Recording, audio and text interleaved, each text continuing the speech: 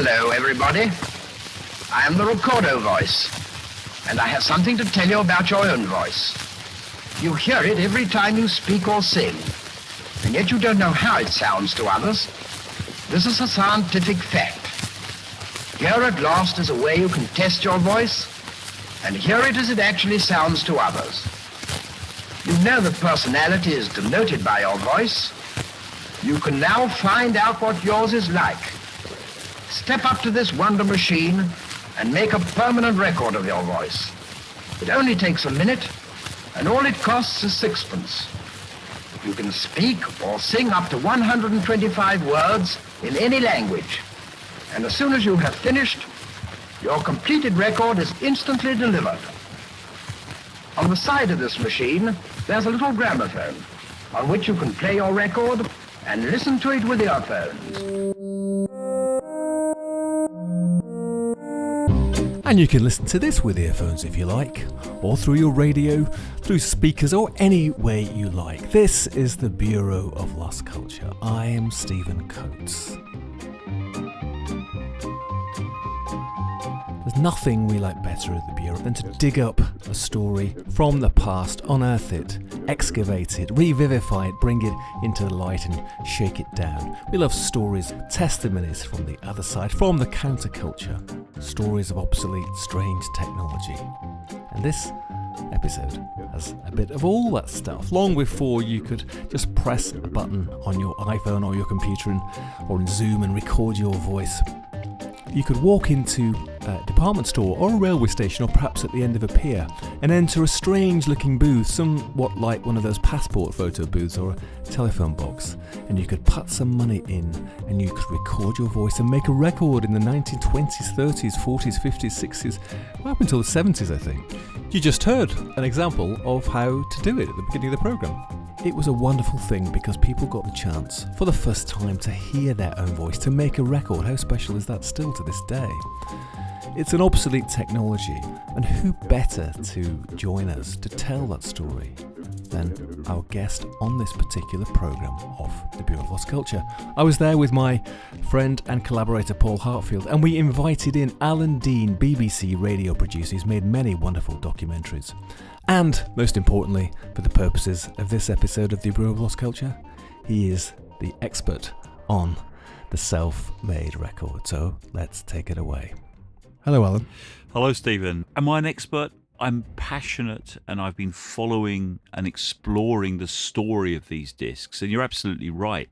What's so incredible about this area of music history is that really it dropped through the cracks of history. We don't know much about it. We are now still trying to find out exactly what went on, particularly in the non-commercial world of recording music. Right, so if I said to you, what is a self-made record? I mean, I use that phrase self-made rather than homemade. Maybe you could just tell us what it is. We heard a little bit of an instruction there at the beginning from your collection, didn't we? Yeah, that one is from the 1930s, and that was the beginning of what we'd call the coin-operated machine. So that really started in conjunction with the amusement and entertainment industry. Just like today we have photo booths, which we're all familiar with, getting a picture taken in a booth. In the old days, you could make a record in a booth. Actually, in the 1930s, they weren't booths. They looked more like a skyscraper, and you stood at it, and you weren't enclosed. You actually spoke into a microphone, and as the advert said, when your record popped out, you could actually listen to it. But really, the story goes much further back. It goes back to really the beginning of the gramophone industry. In those early days, there was a passion to actually find a way of presenting and recording the voice, because the voice was quite a spiritual and special thing. It represented the person's soul, and there was an idea of capturing that. And certainly, even before the music industry jumped onto the bandwagon, the early recordings were really about the voice and about sort of presenting the voice, recording the voice. And then by the early Edwardian times, the most interesting thing about it is that they were used for professional reasons. They were office tools. The idea of being able to work in a big office, record memos, letters, and have secretaries write them up. And of course, the only way to do that was find a machine that could do that. So it was a very specialist tool. And really what happens is that period between the early 20th century and the 1930s is how to democratize the voice. Because in the early days, most recordings were made professionally, either in a studio like the one we're in now, or at home in very expensive personal recording kits, either on cylinder or later on gramophone records, and only a few people could afford to buy that kind of equipment. So what happens in the 1930s, and why these 1930s discs are so lovely, it's the first time we really hear ordinary people's voices on disc. Amazing. And the connection with the X-Ray Audio Project from our point of view is that the Soviet bootleggers, they also bootlegged this technology, the technology which is used to make your own record in real time, unlike pressing a record, which is the usual way of in the mass production in the recording industry. They got hold of a machine similar to the ones they were talking about. It was actually probably used by a journalist. It was a German machine. And they managed to copy it, to hack it effectively. So that's really the connection for us, is that all these X-ray records, they're all made in real time. They all sound slightly different than each other. They obviously look different than each other because they're cut on X-rays. But it's the same technology, isn't it? It is the same technology, or it becomes the same technology. What is so intriguing about the early years is there was so much experimentation. So the very early discs that I've come across are actually not discs as we know it today. They're more like postcards. And they were created by the French at the beginning of the 20th century. And the idea was you had a little kit, and it was a postcard with a disc on it, and you would cut the disc with a little machine at a horn, and you would record into the horn. You would speak into the horn, it would record your voice onto the disc, and then you would send that postcard to a friend or a relative, a lover, or whatever. And this idea was the beginning, in a way, of saying, how can we actually sort of harness the voice and pass your message on like a letter, a spoken letter? And unfortunately, the difficulty is that technology was very, very clunky. It didn't work. It didn't take off. It lasted a couple of years, and it sort of fell into the abyss. And so really what happens is, through this period, more and more people are trying to find ways of exploring how to present this technique and be able to pass and send messages on. So of course it's very, very experimental. And in a way, what's so exciting about all of this is that the music industry, in a way, is all experimental. There were no rules. We were all learning at this time, and even learning microphone technique, how to speak into a microphone, what to say into a microphone. Let's face it, cinema was still in its infancy. The spoken cinema doesn't even happen until the 1920s, late 20s, when you actually hear voices on the screen. So it's all very rough and ready, and I think that's really exciting. And so by the time in the mid-30s, where these coin-operated discs come in, we've gone through lots of experimentation, and hey presto, they found a machine that works. It's great. Well, I'm going to play another one from your collection here, which is, I think, probably is a journalist, Roger Wilmot, talking about the machine and trying to use one at the same time. This recording is being made in a coin-operated automatic recording machine on Waterloo Station on the 17th of October 1969. The recording disc is made of a thin laminated plastic, slightly thinner than a normal commercial 45 RPM record. And the process normally used in these machines is an embossing system, whereby the plastic is actually compressed to form the groove. Experiments have also been made in cutting on this type of plastic, and an example can be seen in one of Pete Copeland's message discs, recorded on the same kind of plastic but actually cut. The trouble, of course, with both systems is that the plastic is noisy, whether cut or embossed, and also, of course, an embossed groove is rather likely to, I do hope this is working, because it doesn't seem to be doing anything. An embossed groove is rather likely to become unembossed, so to speak, at the end of a long period of time.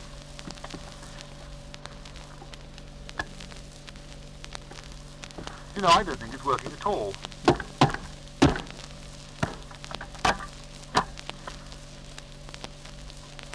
Well, we shall have to see. The rather primitive arrangement for indicating to you how long you've got to go is a wheel which rotates through a quarter of a turn, and so far it hasn't moved. Personally, I think I've put my half crown in and been done again.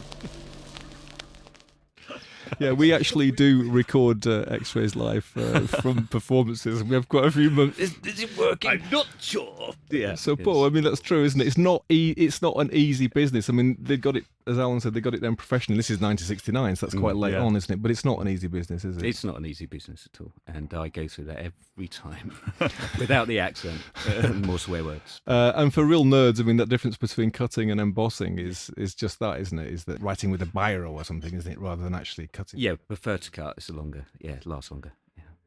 So, Alan, by this time it's entered popular culture rather than be for professional people or in the office context. And so these machines, these coin-operated machines, where were they? I mean, like, where did they appear? The coin-operated machine had two massive phases. The first one was in the 30s, and they appeared in department stores. They would appear in ocean liners, and then within a year or two, from 1935 to about 1937-8, you would have found them at the end of piers. You would have found them at railway stations, anywhere where people congregated. And the idea was really to get people to stick in their sixpences and record a disc. It was very difficult because, of course, people were not prepared, didn't realise what they could do. They'd never spoken into a microphone before. And just the ability to be able to stand and talk for 30, 40 seconds and not know what to say, and to be able to kind of devise a kind of 40 seconds to a minute's worth of material was very difficult. So actually, what is so interesting is it's actually a snapshot of the way we present ourselves in front of a microphone. But what is so interesting is that the naturalistic ones, certainly the holiday ones, where people really don't care as much and they're just going for it because it's a novelty, they'll throw their sixpence into the slot and whatever happens, they're actually some of the best ones, because you get that kind of humanity, that the soul that the recordists, the recording engineers of the 19th, early 20th centuries were looking for, the soul of people. And I think that's what's so wonderful about these recordings. Going back to Roger Wilmot's recording for a second, Roger's gave me that disc when I was making a series many years ago for the BBC. Roger was also talking about another very well-known sound engineer called Peter Copeland. Well-known, he records lots of those BBC stereo discs that you could buy, you can still find around. And Peter ended up becoming the chief engineer at the British Library National Sound Archive. And he was a real phenomenon. He knew a lot about the recording and the history of music. And one of the things that Peter always said, that these records were elusive. We don't really, we never knew exactly how many were made. No one knows how many were produced. No one knows how many were kept.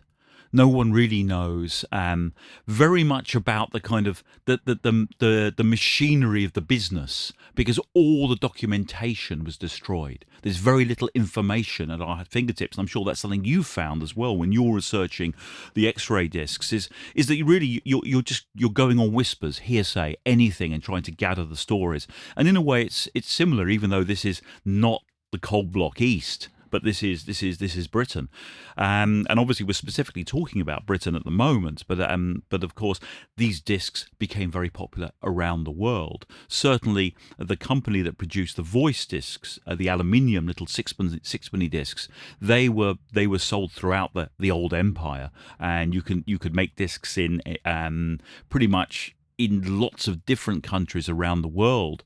And of course, America had its own ideas and recorded their own types of discs, which we can go on and talk about a bit later.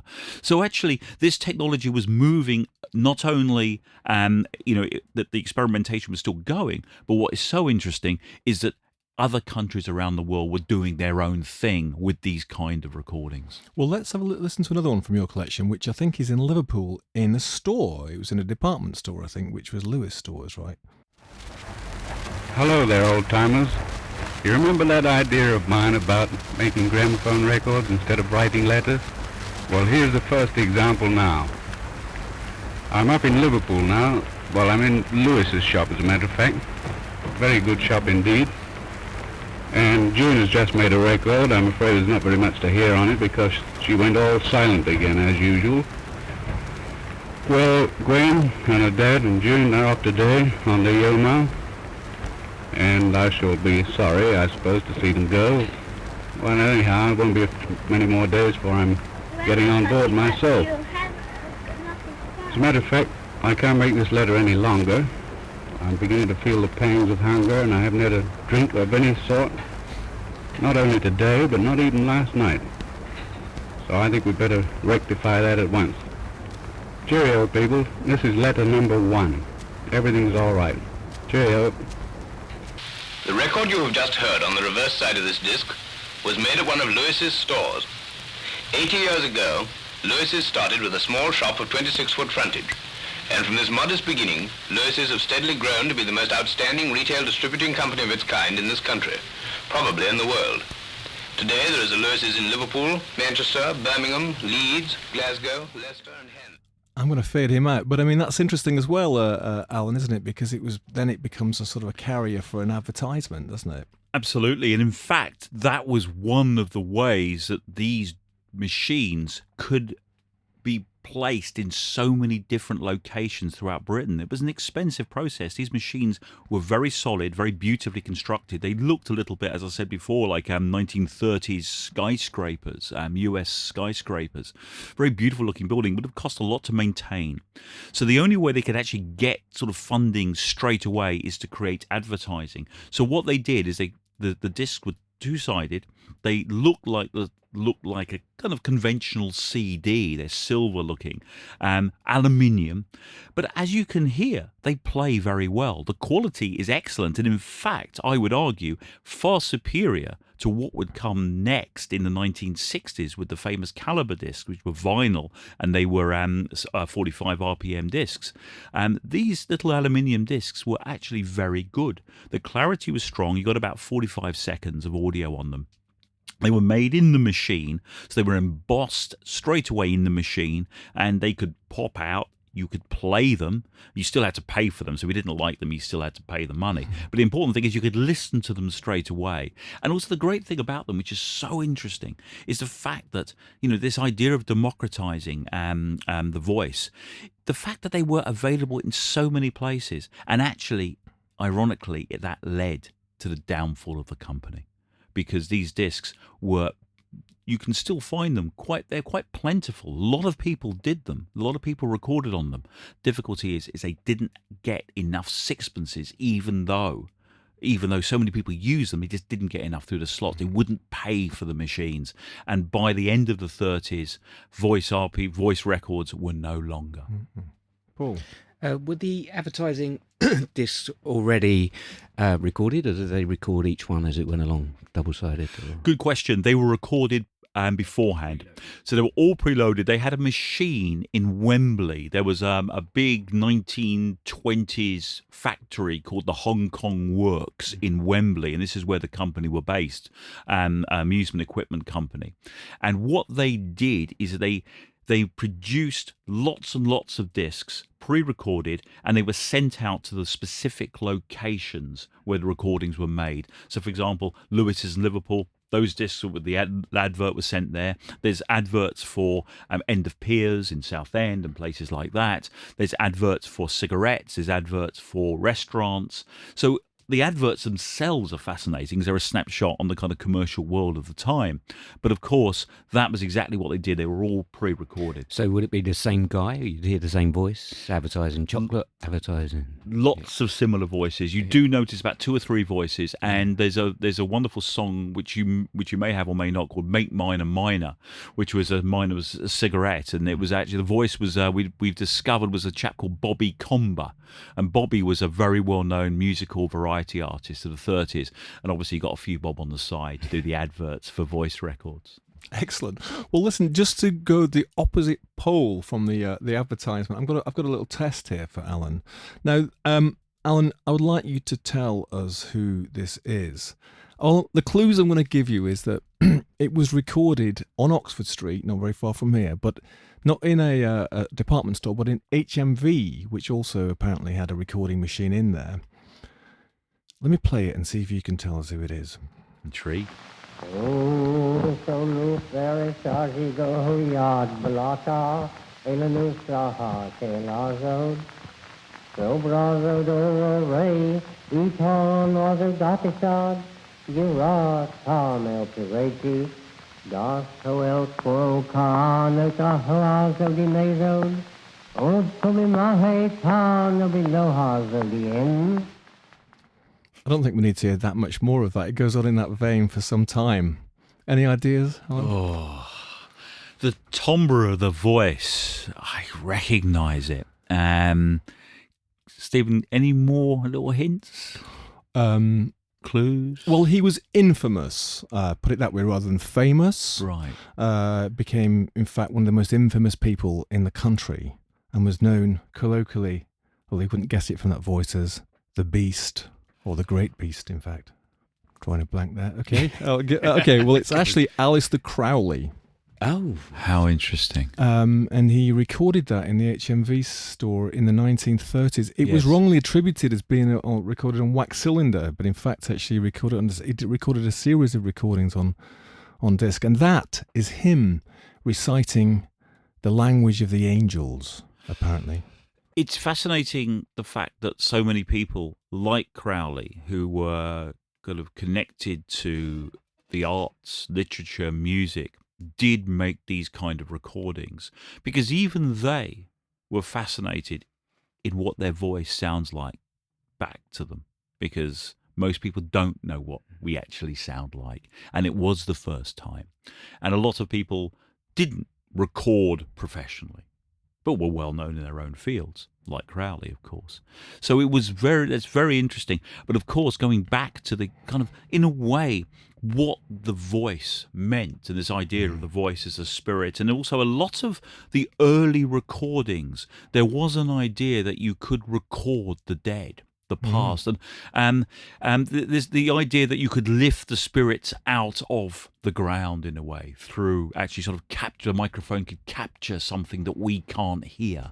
All of these ideas were kicking around the 19th century and kicking around the idea of what the possibilities were of actually capturing sound. So it's intriguing and coincidental that it is, of course, Crowley, and it's so interesting that a lot of people did use these recordings, and of course, another commercial avenue for the new recording industry, the fledgling industry, was not only the shops would sell records, but they would offer a facility to record your own voice, and particularly musicians took it up. And even they had studios where they had a piano, or they had a couple of instruments available, or an area where you could go in with your band and record your one-of-one disc.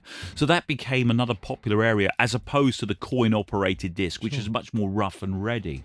And it's a perfect segue, because actually we've got some more things from your collection here. I suspect these were recorded in the coin-operated things, but these are some songs. So this is Riley's song from the 1930s from your collection. Someone waits for me.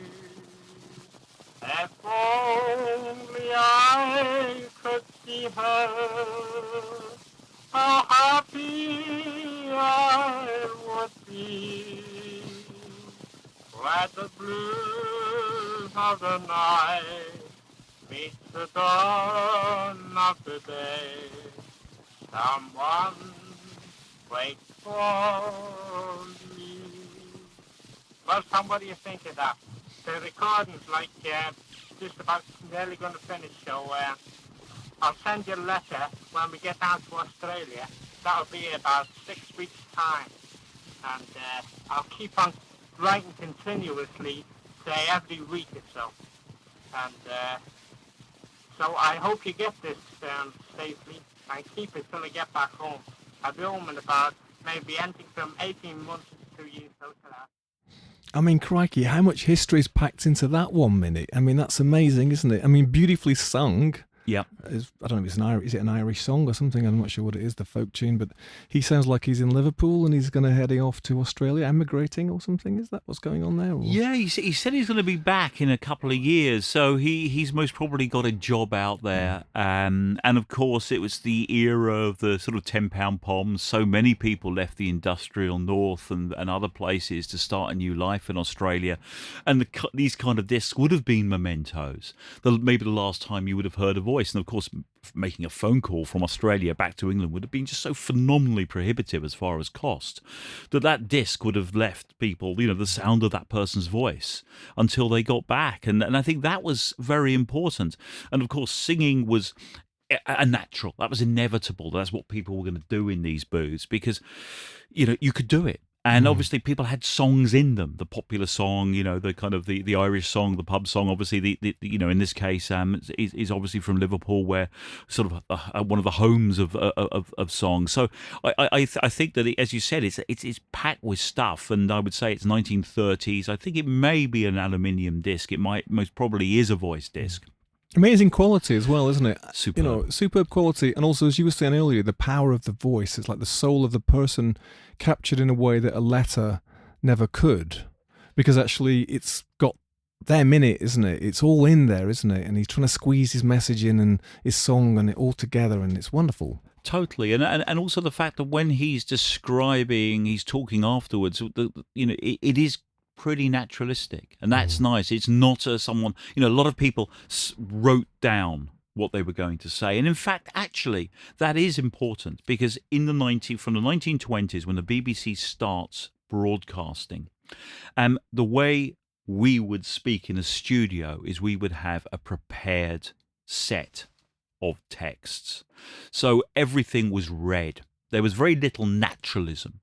And that formality continued for many, many decades, actually. And so what is interesting is that when you hear people talking that in a kind of loose, relaxed way, it is unusual, and it is so rare.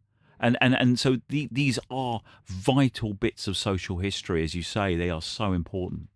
When do you think this kind of radio voice came in? Were people were running from script? The looseness of that one is beautiful. You can feel their personality, but quite a few of them are read from a script. When did you think? Do you think that was an understanding that it was a radio voice, for want of a better phrase? Or? Definitely. There was, shall we say, a received type of radio voice. And the reason why they do sound stilted is because they did exactly that. They imitated the presenters and the hosts of radio programs. And so was the posh accent put on? I think people did. People tried to transform their voice into how you should speak to a microphone. And in the old days, people addressed the microphone. If you went into a BBC studio, you weren't even allowed in without a tuxedo. The way we're dressed, we wouldn't even get it. We wouldn't get in through the doors. It was a very important. It was the pedestal of those people. The difference between those people who broadcast and people who had never broadcast was so high. It still is to a certain extent, but back then it was. And obviously, the democratization of these discs is very important because it gives people a chance to kind of to speak and to capture their voices. But what you're saying is so important, that the idea of when we hear that disc, how natural it sounds. And also what is so nice about it is that when we listen to these recordings, we're listening to something so fleeting.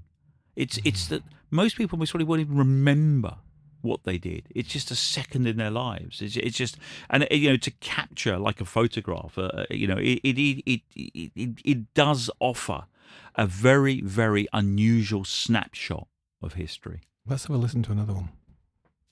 It's an Neverland with a Humpty Dumpty band playing oola, oola, oola. Everybody in the band in the Neverland playing oola, oola, oola. You can jump across a moonbeam, you can swing upon a star, you can even sit on roadbus shouting oola from above. It's a Neverland with a Humpty Dumpty band playing oola, oola, oola, oh for you. It's a Neverland with a Humpty Dumpty band playing oola, oola, oola. Every everybody in the band in the Neverland playing hula, hula, hula. You can bang the big bass steeple, you can bang the big bass drum. You can be a piper and go rumty-tum-ty-tum. It's a Neverland with a Humpty Dumpty band playing hula, hula, hula, all for you. You can imagine that bringing a tear to Granny's eye, can't you? It makes you want to clap, doesn't I it? know. Absolutely amazing. In terms of what you were saying, it's the kind of opposite, isn't it, of the sort of BBC radio voice. It's completely spontaneous and, right from the heart, right? It's so sweet, and that disc was loaned to me by Stephanie, who obviously was now a woman, a mother, grandmother, and it was a beautiful recording. As you said, it feels very natural. It is different to the stuff that was recorded in the 30s, definitely post-war, 1950s, definitely recorded in a little studio. And it would have been one of many recordings that were done in shops, record shops, gramophone shops, music shops offered little studios where you could go and you would pay a little bit more. So, that would have been maybe $5 or something, or $10. It wouldn't have been cheap because you would have had to have an operator recording it and so forth. You wouldn't have been able to just do it all yourself, put a coin in and just press go. And you can imagine that becoming a treasured part of the sort of family history. Well, she kept it, obviously, and gave it to you. And can you talk a little bit, Alan, about how you came across this? What was your route into it in the first place? I mean, you're an oral historian, but I mean, how did you develop this passion for it? I think it became because of my work as an oral historian. The voice was essential and capturing people talking. But like so many of us who are passionate about these discs, you stumble upon them, whether it's in a car boot sale or charity shop. And I think the first one I found was in a charity shop. And I took it home. And of course, you knew, like everybody else does when they play it, this is unlike anything else that is produced commercially. It is a one-of-one disc. It's someone's life. Obviously, initially, it's kind of sad it ends up there. How did these things end up in charity shops? Why weren't they treasured like Stephanie's disc? Why didn't someone hold on to it? Who knows what happens? Often it ends up in those days, and when I started to collect them in the 1980s, they ended up in people's vinyl collections when they were chucking them out when the CD revolution was happening.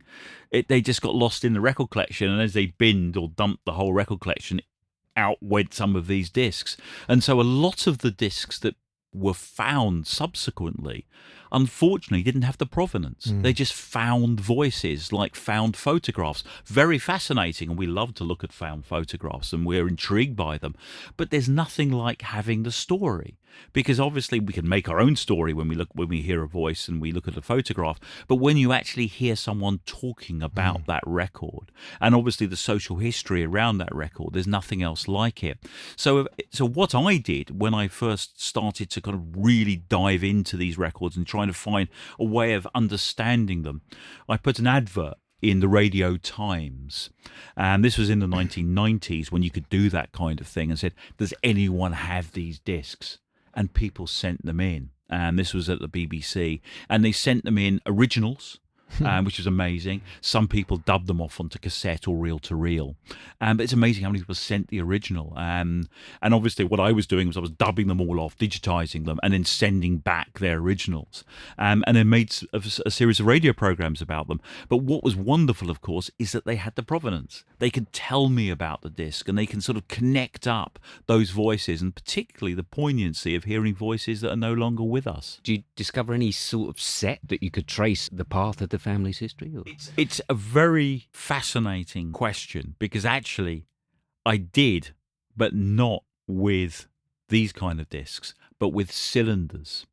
There was a family in New Southgate, a quite well-off family, who in the early 1900s recorded themselves every Christmas over a period of 20 years when the families got together, and kept these recordings up. And they're all now in the Museum of London, these discs.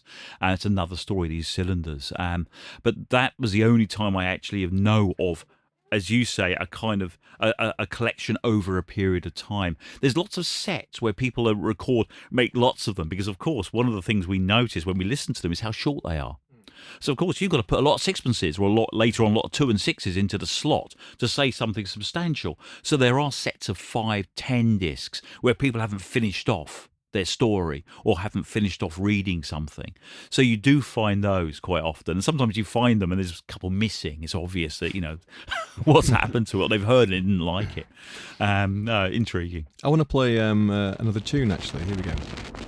Lullaby of Birdland, that's what I always hear when you sigh. There in my wordland, could there be ways to reveal in a phrase how I feel? Have you ever heard two turtles feel and prove when they laugh? That's the kind of magic music we make with our lips when we kiss. And there's a weepy old willow, he really knows how to cry. That's how I cry in my pillow.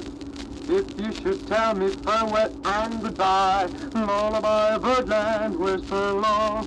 Lullaby of birdland, how we'll go, flying high in birdland, high in the sky above all. Oh, because we're in love. I love it. He's obviously a pretty good singer, right? And that would be another use for them, wouldn't he, if you were a good singer, or even you might even be a professional. Interestingly, I played that partly because yesterday we played Lullaby of Birdland on an X-Ray record, an Ella Fitzgerald, obviously a big tune at the time.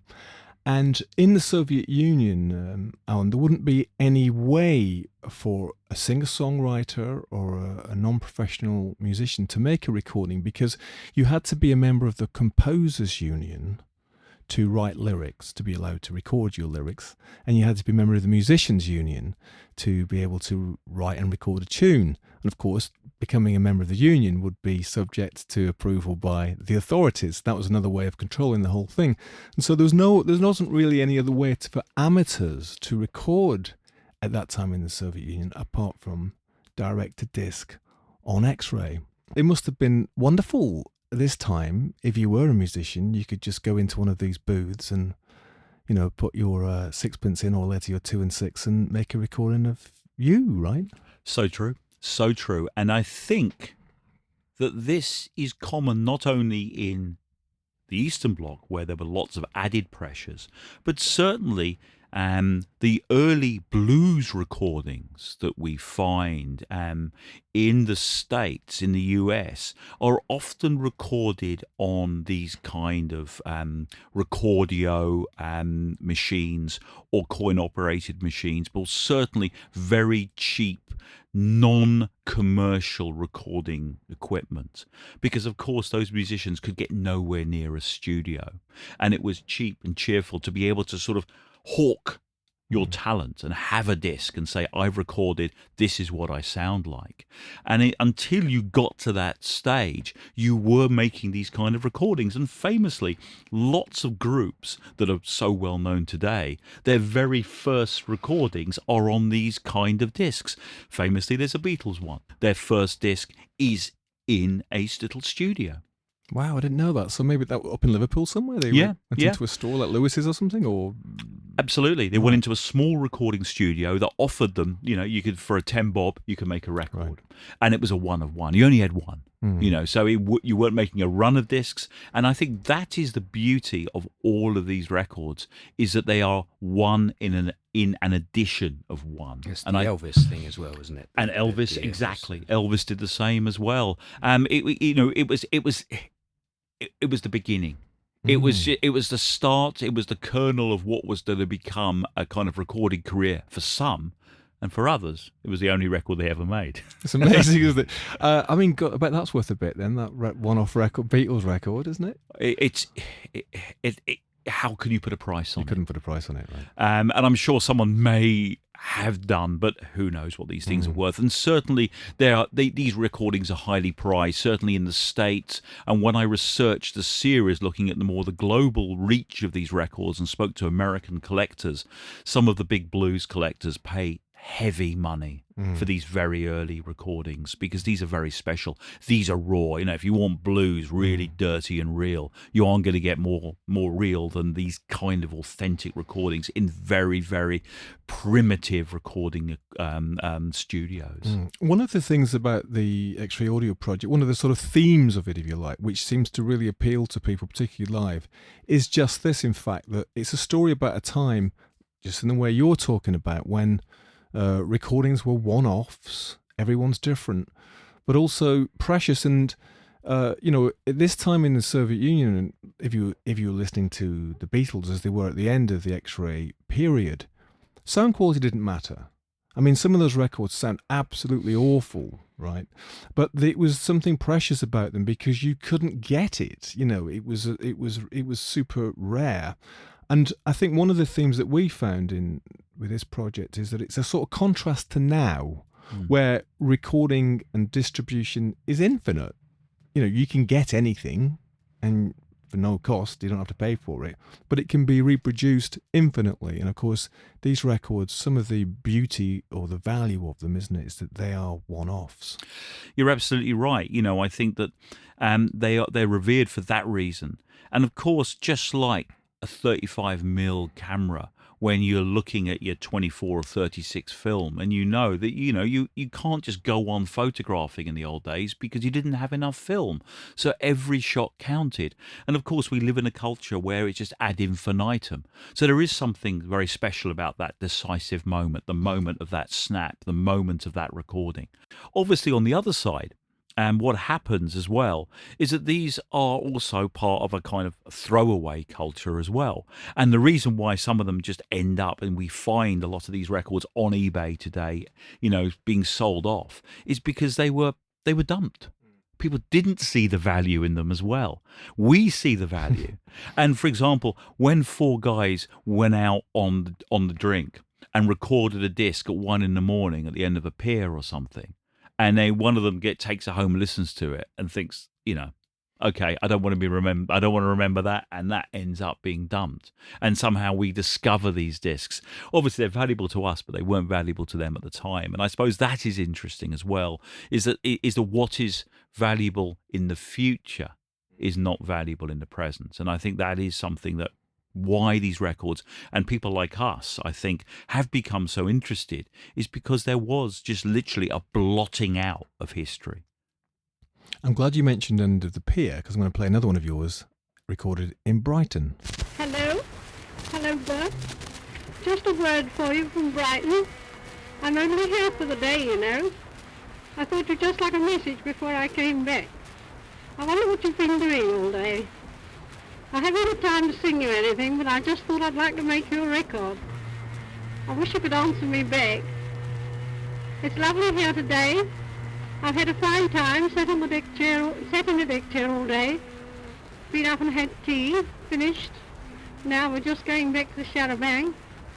We should get home about 9, 9:30. I wonder what you'll say to me when I come indoors. The arrow's going round on the top of the microphone where I'm speaking from, and it's nearly up to the stop red light thing, and then I shall have to say goodbye. Goodbye, old dear. It's right up to the arrow, and that's all you'll hear.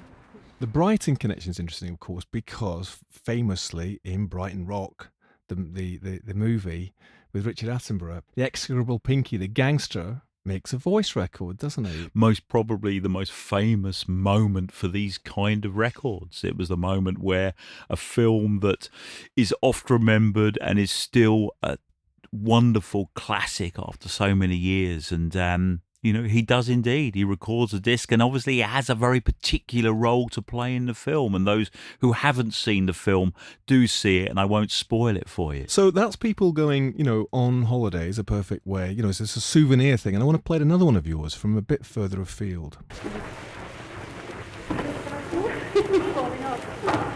Hello, everybody.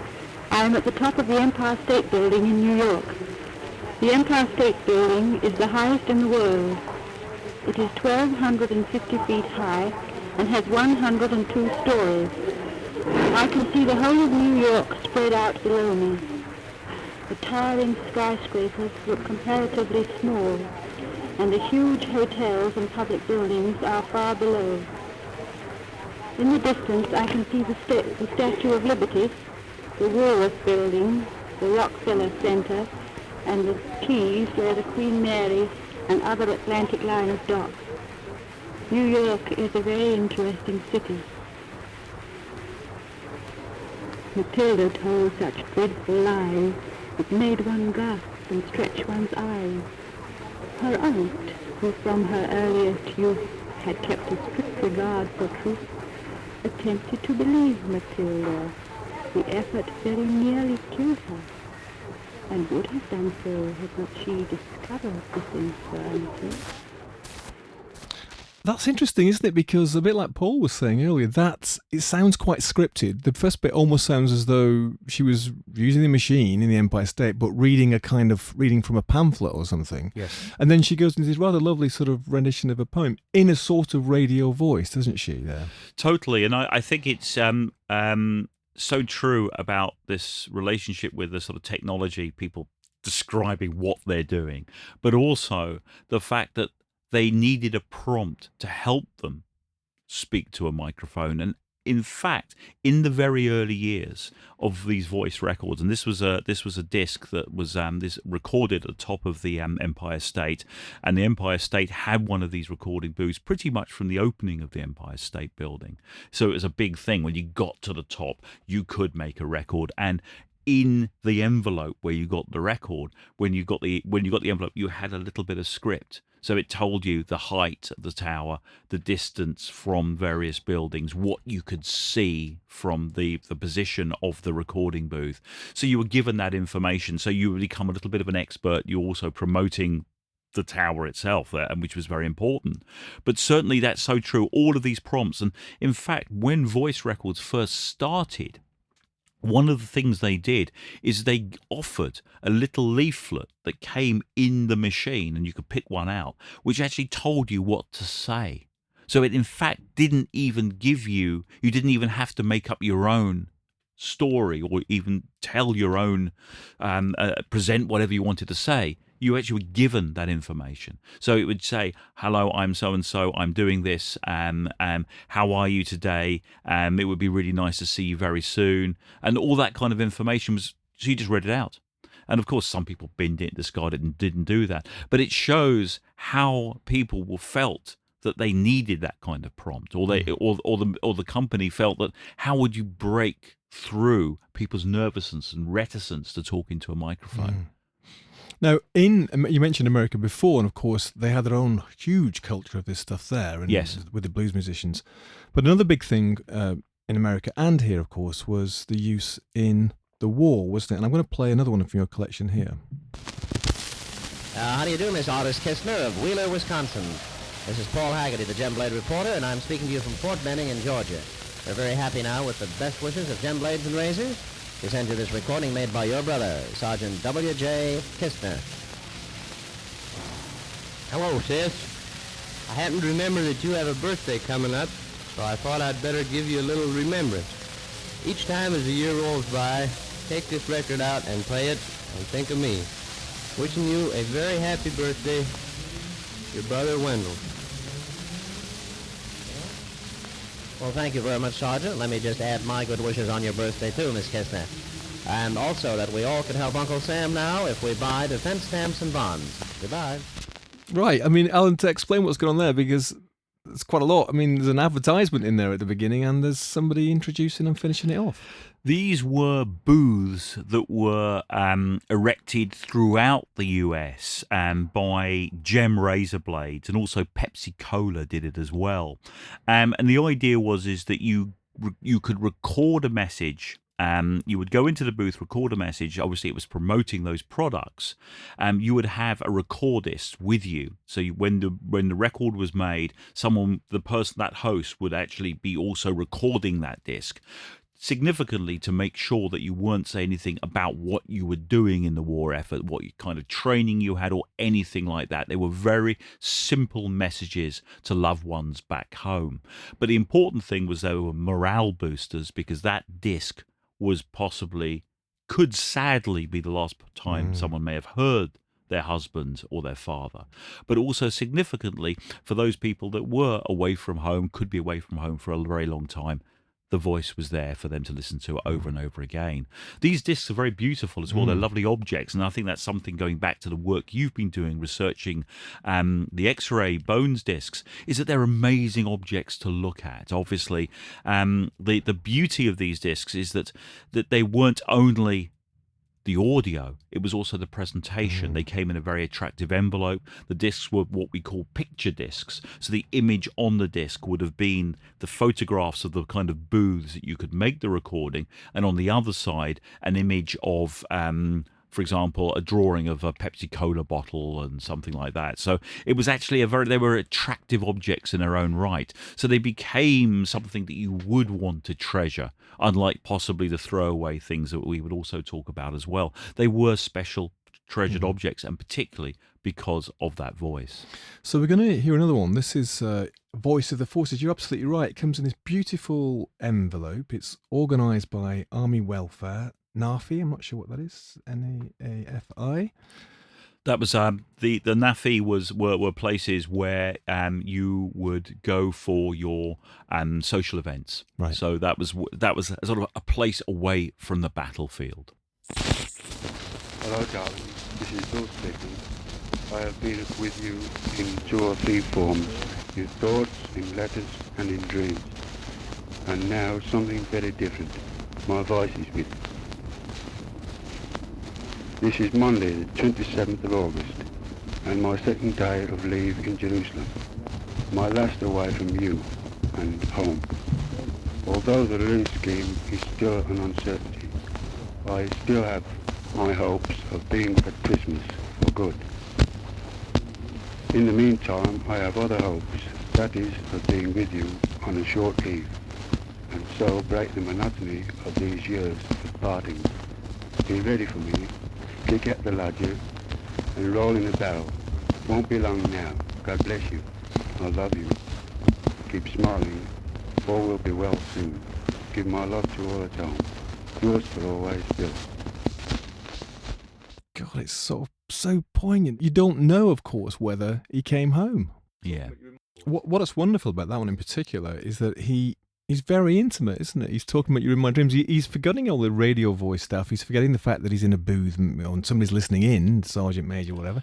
He's just coming straight from the heart. And that is very special, and that's why that one is a particular rarity, because obviously not everyone did that. And so some of the people couldn't forget the fact they were in a studio and talking like we are now. But also you do get, and not so much in the Voice of the Forces, but some of the previous ones, the extraneous sounds. And I find that also very interesting. It did sound like a foghorn in the back of one of the previous ones, which is it creates another picture in your head, doesn't it? Exactly. They somehow capture some of the end of the pier ones. You do get a sense of the bigger picture, the world they're in. And one of the things I was very fortunate to be able to do when I first started recording, collecting these recordings, was to meet people, the children and the descendants of the people that recorded, so they could give me a bigger picture about the speaker, tell me a little bit about their lives. And what it was like to receive these discs. They could tell you that, could they? Because that must have been very special as well, wasn't it? Your response to dropping it on the gramophone or the record player and hearing the voice of your loved one coming across the world. Yeah, totally. And I think it still is. And I think that, however more aware of the kind of technological world we become, we're still as sensitive to the sound of voice, and particularly the voices of people that were close to us who are no longer around. And I think that is something that we can never underestimate. And I think that is one of the most beautiful things about these recordings, and that's what really sort of made me so fascinating, is that we do have a sort of window into everyone's soul in these records. There is something special about these little moments. Yes, definitely something that never changed, because I've got a 5-year-old daughter, but I've got her singing when she's 3, and it's my favourite, but just on the phone, and it still brings back everything that I need in the world. That one little recording, this little 15-second snippet that will be with me all my life, which is interesting. Yeah. And Alan, we're drawing to a close, and maybe you could just talk about how did it all end? I mean, you've got this culture right the way through from the 30s to the late 60s, possibly early 70s. Into the 70s. Booths in the Waterloo Yeah. Station, in Brighton Pier, in shops and stuff, and then they're all gone. I Yeah. mean, what happened to the machines? What happened really was that the cassette came in. And when the cassette recorder came in, where you didn't get a minute or 2.5 minutes or whatever, you got 30 minutes, you got C60, you got C90, and you could record as many minutes as you wanted. And these kind of discs were no longer were in vogue, and the machines were simply removed and scrapped, and they're gone. They're apparently, I've heard in the States, someone has found an old Caliber machine. The Caliber disc is the 45 RPM disc that we know and love from the 60s that was phased out here in the early 70s. And I suspect that machine may have been on an ocean liner, and that's why it ended up in the States. Why would something as like a big machine end up in the States? But I have not heard of any machines surviving. Certainly places like the Science Museum, and I've researched at the Science Museum, and the Science Museum have a fantastic collection of audio equipment going back to the year dot, but it's one of the areas they don't have at all. So these machines just disappeared. And of course, these recordings, people who remember the recordings, can also visualize exactly where they recorded these discs, whether it was in Swansea Market, whether it was the end of Southend Pier, whether it was in Lewis's department store, whether it was on an ocean liner. They do remember them. They're still there. But of course, the machines, gone. Did they equate in numbers to, say, like a jukebox? Was it as popular as that kind of thing? I'm just trying to see how many. Obviously, we don't know. That is a tough one to ask. How many were made? We don't know. Certainly, most major railway stations had them. Department stores, end of piers. So we do the maths. There were hundreds of these machines. Thousands? Maybe not. Difficult. It would be interesting. If the listeners can feed back and with their stories, because obviously this is the great thing about it. That's why at the beginning I really appreciate the word expert. I'm no expert, and actually there is nothing. You can't be an expert because we don't know. There isn't an official history. Never will be an official history of these discs. And of course, it's up to it. All what helps is people's own stories. And they fit all this stuff together, as you found when you've done all your research. It's a sort of secret, or it's not really secret history, but it's a sort of somewhat lost history. I'm hoping that somebody's listening and thinks and says, yeah, there's a sort of junkyard just round by me that's got one of those machines. I mean, 37 machines. There's got to be right there somewhere. Please. That's a very good point, actually, because the way that we collected most of the information for the X-Ray Audio book, actually is oral history by interviewing Soviet bootleggers. Or the people that were Soviet bootleggers at the time, and they told us how they did it, how you bought these things, how you sold them, how you got in trouble with the police, etc. We are actually at the end. Alan, thank you very much. Such a pleasure. And thank you, Paul. And we're going to play out on another one of Alan's collection. A few words in it, but it's mainly a noise. A very nice noise. Hey, Andy. When are you going to come over and fix my roof? Huh? Well, what am I going to do if it rains?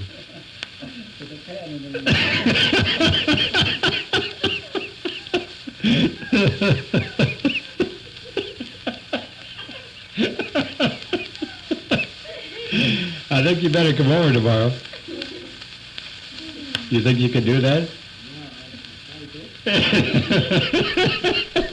You let all your other bird corn run over there first. There's nothing better than to laugh, is it? You've got to laugh. And if I laugh, 'tis that I may not weep at any mortal thing, as the poet said. So, Happy New Year to all our listeners. We'll be back, of course, all the way through 2022 with more stories from the other side. You can check out all the past episodes at bureauoflostculture.com. We're also on all the usual podcasters, Apple, Google, Spotify, TuneIn, all that stuff, as well as Soho Radio. You can contact us if you wish at bureauoflostculture@gmail.com if you've got ideas for shows or for guests, or questions and thoughts for us. If you want to leave us a review anywhere, we'd appreciate that. It's always nice to hear from friends. In the meantime, I hope you have a rather wonderful year, and we'll see you next time. I was Stephen Coates, and this was the Bureau of Lost Culture.